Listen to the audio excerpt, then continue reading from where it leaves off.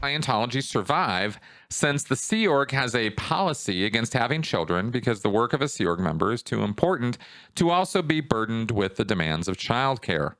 Is this a weak link in the church's ultimate downfall since their most devoted members are not encouraged to reproduce?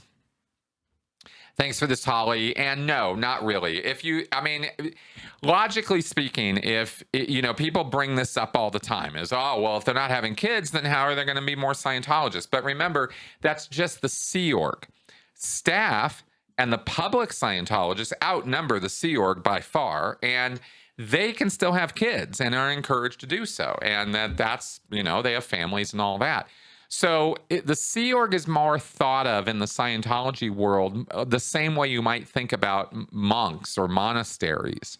Like, you have rules. They're celibate, right? They're not going to have kids. Like the Catholic clergy don't marry, or at least some denominations of that. They don't marry. They don't have kids. It's verboten. They can't even have sex.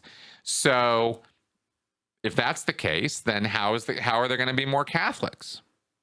Well, obviously, all the believing Catholics are going to have lots of kids, and from those kids will be drawn the clergy to keep the core of the movement going while, the members reproduce. And this has actually kind of been how Scientology has kept going through second, third, fourth gen Scientologists, because that's how long Scientology has been around now, is there are fourth generation Scientologists.